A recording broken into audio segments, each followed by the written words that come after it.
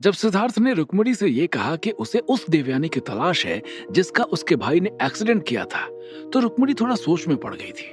पहले तो उसे कुछ समझ में नहीं आया, लेकिन सिद्धार्थ ने 2 दिन पहले उसके साथ जो घटित हुआ था उसको सपने का नाम देकर सारी बात बताई, तो रुक्मिणी को भी उसके ऊपर थोड़ा थोड़ा यकीन हो गया था। चूंकि रुक्मिणी ने सिद्धार्थ को शक्तियों का प्रयोग करते हुए अपनी आंखों से देखा था, इसलिए उसे कहीं ना कहीं इस बात का यकीन हो गया था कि हो ना हो सिद्धार्थ उससे जो बात कह रहा है उसमें सच्चाई जरूर है। सिद्धार्थ के कहने पर उसने अपना दिमाग दौड़ाना शुरू कर दिया था और फिर आखिर में बोली कि वो एक लड़की को जानती है जो देवयानी हो सकती है, और साथ ही साथ सिद्धार्थ से ये भी कहा कि तुम भी उसे जानते हो। जब रुक्मिणी ने सिद्धार्थ से ये बात कही तो सिद्धार्थ खुशी से उछल पड़ा था। कौन है वो लड़की? मुझे उसके पास लेकर चलो जल्दी से, सिद्धार्थ ने उतावलेपन से भरी हुई आवाज में देवयानी से कहा। चलो, रुक्मिणी ने सिद्धार्थ से कहा और उसके बाद उसने सिद्धार्थ का हाथ पकड़ लिया था और हॉस्पिटल के अंदर लेकर चल पड़ी थी। इधर सिद्धार्थ रुक्मिणी के साथ उस तथाकथित लड़की से मिलने चल पड़ा था जिसे वो देवप्रिया कहकर बुला रही थी, और दूसरी तरफ कालनेमी आवृत को लेकर पृथ्वी की तरफ चल पड़ा था। कालनेमी ने अपनी काली शक्तियों का प्रयोग करके आवृत को इतना ताकतवर बना दिया था कि आवृत सिर्फ जयपुर में ही नहीं, पूरे राजस्थान में तबाही मचाने की क्षमता वाला हो गया था। अब मैं बताऊंगा युवराज रुद्रदेव कि मुझे कारागार में डालने का अंजाम क्या होता है, कालनेमी ने अपने आप से कहा, और ये सोचते हुए उसकी आंखें लाल हो गई थी। कालनेमी का चेहरा किसी ज्वालामुखी के लावे की तरह जल उठा था। उसे वो दिन याद आ रहे थे जब युवराज रुद्रदेव ने उसको उसकी काली शक्तियों के क्षीण हो जाने पर कारागार में बंद कर दिया था। युवराज रुद्रदेव ने कालनेमी को कारागार में डालने के बाद उसके ऊपर जो यातनाएं की थी, उन यातनाओं को याद करके कालनेमी का खून खौलता जा रहा था। मैं आ रहा हूं युवराज रुद्रदेव, अपने साथ हुए अत्याचार का बदला लेने, अपने भाई की मौत का बदला लेने, उस धोखे का बदला लेने जो तुम्हारे पुरखों ने हमें दिया था। मैं आ रहा हूं युवराज रुद्रदेव। कालनेमी ने दहाड़ते हुए कहा और हंसना शुरू कर दिया था। इधर युवराज रुद्रदेव का नाम लेकर कालनेमी हंस रहा था और उधर दूसरी तरफ युवराज रुद्रदेव सिद्धार्थ को ना ढूंढ पाने की सूरत में रोए जा रहे थे। युवराज रुद्रदेव की आंखों में आज तक आंसू नहीं आए थे, लेकिन जब उनके पिता स्वर्गीय महाराज चंद्रमौली की आत्मा के थ्रू उनकी कुलगुरु विचित्रवीर से बात हुई थी और फिर संपर्क बीच में ही टूट गया था, उस चीज ने युवराज रुद्रदेव को तोड़ कर रख दिया था।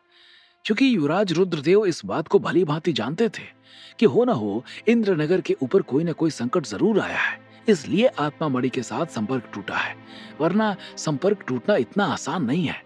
लेकिन युवराज रुद्रदेव अब असहाय हो चुके थे। बिना सिद्धार्थ के वापस जाना उनके लिए पॉसिबल नहीं था। सब जल्द से जल्द ठीक हो जाएगा युवराज। अगर आप ही ऐसे हार जाएंगे तो फिर राज्य को कौन संभालेगा? युवराज रुद्रदेव की आंखों में आंसू देखकर उनके साथ मौजूद शांति देवी ने युवराज रुद्रदेव को समझाते हुए कहा, अब कुछ ठीक नहीं होगा चाची।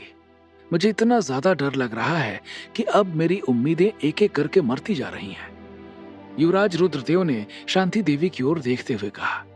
सिद्धार्थ को ना पाकर अब शांति देवी भी परेशान हो चुकी थी, क्योंकि वो जानती थी कि सिद्धार्थ का इतना ज्यादा दूर दूर तक आना जाना नहीं है कि वो कहीं गायब हो जाए, और ना ही सिद्धार्थ की कोई दूर रिश्तेदार थी कि वो वहां जा सकता है।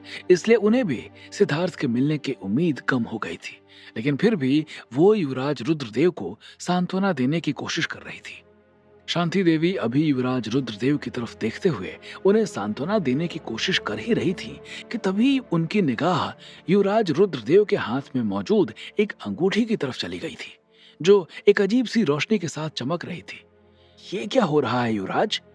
उस रोशनी को देखने के बाद शांति देवी ने युवराज रुद्रदेव से कहा, और जब शांति देवी ने युवराज रुद्रदेव का ध्यान उस तरफ आकर्षित कराया तो अपनी अंगूठी से निकलने वाली रोशनी को देखकर युवराज रुद्रदेव परेशान हो गए थे। उनका चेहरा गंभीर हो गया था। इधर युवराज रुद्रदेव उस अंगूठी से निकलने वाली रोशनी को देखकर गंभीर हो रहे थे, और उधर दूसरी तरफ सिद्धार्थ, जिसे युवराज रुद्रदेव पूरे तन मन धन के साथ ढूंढ रहे थे, वो डॉक्टर रुक्मिणी और गुल्लू के साथ हॉस्पिटल के अंदर बने गलियारों के बीच चलता जा रहा था। वो लोग चलते चलते एक कोठरी के बाहर पहुंच गए थे। वो कोठरी कोई आम कोठरी नहीं थी, बल्कि एक बहुत बड़ा हॉल था जो देखने में कई 100 साल पुराना दिखाई दे रहा था। उस हॉल में अंधेरा था, बस एक दो डिम लाइट जल रही थी। ये कहाँ आ गए हम रुक्मणी? सिद्धार्थ ने सवाल किया। अंदर चलो, बताती हूँ। डॉक्टर रुक्मणी ने सिद्धार्थ को जवाब दिया और उसके बाद वो दोनों वहां से अंदर चले गए थे। अंदर जाने के बाद रुक्मणी ने जैसे ही कमरे की लाइट को ऑन किया कि अपने आसपास का नजारा देखकर सिद्धार्थ का कलेजा उसके मुंह में आ गया था। उसके अगल बगल बहुत सारे लोग लेटे हुए थे जिनकी हालत बहुत ही बुरी थी। डॉक्टर रुक्मणी ने पहले से मास्क लगाया हुआ था और जब उन्होंने देखा कि सिद्धार्थ अपना मुंह ऐंठ रहा है तो उसने एक मास्क उठाकर सिद्धार्थ को भी पकड़ा दिया था। सिद्धार्थ ने देखा कि उन लोगों के साथ वहां और लोग भी बैठे हुए थे जो देखने में स्वस्थ लग रहे थे। उनके पहनावे को देखकर ऐसा लग रहा था कि जैसे वो हॉस्पिटल के स्टाफ हों और उनकी ड्यूटी यहां लगाई गई हो। ये क्या है? सिद्धार्थ ने मास्क लेते हुए कहा। ये अनआइडेंटिफाइड एक्सीडेंटल केसेस हैं। ये सब हमारे यहाँ पुलिस के द्वारा लाए जाते हैं। अगर हम टाइम से आइडेंटिफाई कर ले गए तो ठीक, वरना हम उन्हें यहाँ ले आते हैं ताकि उनका ठीक से इलाज हो सके। रुक्मणी ने सिद्धार्थ को जवाब दिया। और इसका खर्चा कौन देता है? सिद्धार्थ ने सवाल किया। हम सब डॉक्टर मिलकर देखते हैं यहाँ का खर्चा, और मेरे डैड भी हेल्प करते हैं।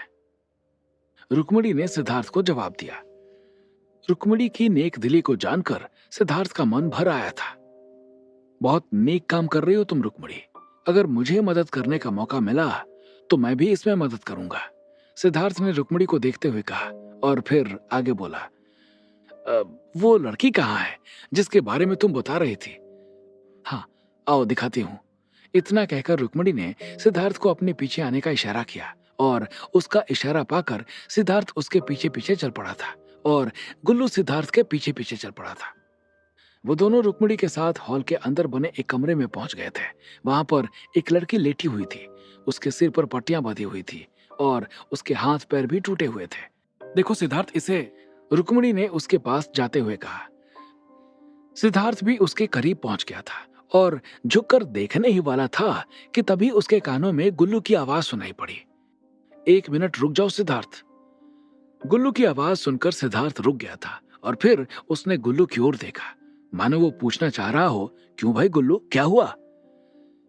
इसे पूछो कि अगर ये देवयानी हो सकती है तो इसने अपने भाई अनिकेत और अपने पापा पृथ्वीराज सिंह को बुलाकर इसे क्यों नहीं दिखाया?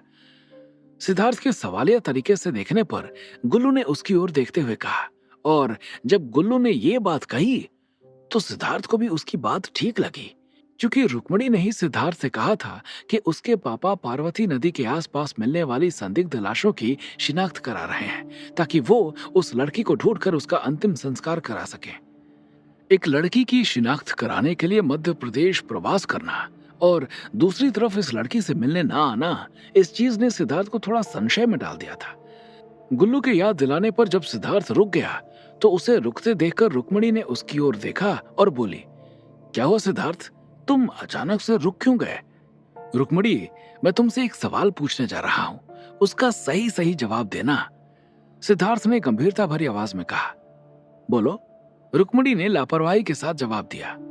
अगर तुम्हें इस लड़की के बारे में पता था कि यही लड़की देवयानी है तो फिर तुमने इसके बारे में अपने पापा को क्यों नहीं बताया और अनिकेत को लाकर शिनाख्त कराने की कोशिश क्यों नहीं की? सिद्धार्थ ने रुक्मणी से सवाल किया। मैं जानती थी सिद्धार्थ कि तुम ये सवाल जरूर पूछोगे। मिलाकर दिखाते सिद्धार्थ, लेकिन भाई की हालत उसके बाद इतनी गंभीर हो गई थी कि मेरी हिम्मत ही नहीं पड़ी कि मैं उसे यहां लेकर आती। रुक्मणी ने सिद्धार्थ के सवाल का जवाब देते हुए कहा। और जब वो ठीक हो गया उसके बाद क्यों नहीं लाई? सिद्धार्थ का अगला सवाल रुक्मणी के कानों में गूंजा। उसके बाद मैंने एक बार कोशिश की थी, लेकिन वो फिर अचानक से पागलों जैसा बिहेव करने लगा था हॉस्पिटल में आते ही, इसलिए मैंने दोबारा उसे बुलाया ही नहीं। रुक्मणी ने लटके हुए मुंह के साथ सिद्धार्थ की ओर देखते हुए कहा। सिद्धार्थ को तो रुक्मणी की बातों में सच्चाई दिखाई दे रही थी, लेकिन सिद्धार्थ के पैरों के पास खड़े गुल्लू को न जाने क्यों रुक्मणी की बातें सही नहीं लग रही थी। अच्छा, लेकिन ये देवयानी नहीं है। सिद्धार्थ ने रुक्मणी की सारी बातों को सुनने के बाद रुक्मणी की ओर देखते हुए कहा। इसी बीच सिद्धार्थ ने उस लड़की की उंगलियों को अपने हाथों से छू भी लिया था। सिद्धार्थ के बिना ज्यादा जांच पड़ताल किए ये बात कहने के पीछे 2 लॉजिक थे। पहला ये कि सिद्धार्थ को जिस छाया ने इंद्रनगर पहुंचाया था वो छाया करीब 5 फीट 7 इंच की थी, और आवाज से उसकी उम्र भी 26 से 27 साल के बीच लग रही थी। लेकिन उसके सामने जो लड़की लेटी हुई थी, वो लड़की ना तो हाइट में देवयानी के जैसी लग रही थी और ना ही उसकी उम्र उसके देवयानी होने की गवाही दे रही थी। और दूसरी बात, सिद्धार्थ को जब देवयानी की छाया ने टच किया था तो उसके पूरे शरीर में एक सिहरन दौड़ गई थी। लेकिन सिद्धार्थ ने जब उस लड़की के हाथों को टच किया था, तब उस टाइम उसके शरीर में कुछ भी महसूस नहीं हुआ था। सिद्धार्थ के सिरे से नकार देने के बाद गुल्लू की आंखों में जो आशा की किरण जागी थी वो बुझ गई थी।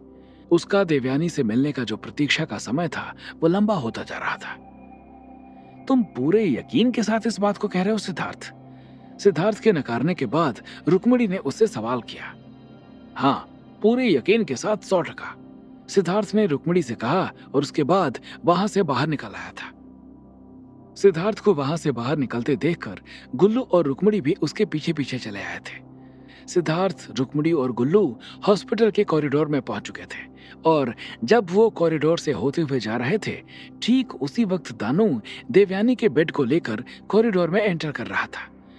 एक तरफ सिद्धार्थ रुक्मिणी और गुल्लू के साथ आ रहा था तो दूसरी तरफ से दानू देवयानी को लेकर आ रहा था।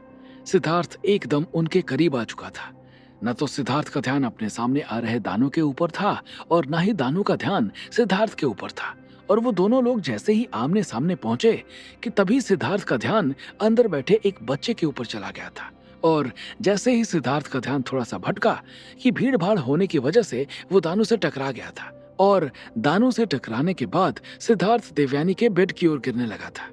सिद्धार्थ को अपने बेड की ओर गिरता देखकर देवयानी की आंखें खुशी से चमक उठी थी। उसे अब अपना और सिद्धार्थ का मिलन होता हुआ दिखाई देने लगा था। क्या सिद्धार्थ टकराने वाला है देवयानी से? और क्या यहाँ से शुरू होने वाला है इंद्रनगर का अच्छा समय? या फिर पिछली बार की तरह दानू फिर से बचा लेगा सिद्धार्थ को देवयानी के ऊपर गिरने से? क्या होंगे इन सभी सवालों के जवाब? हमें कमेंट करके जरूर बताएं। और आगे की कहानी जानने के लिए सुनते रहिए भूमिपुत्र, सिर्फ पॉकेट एफएम पर।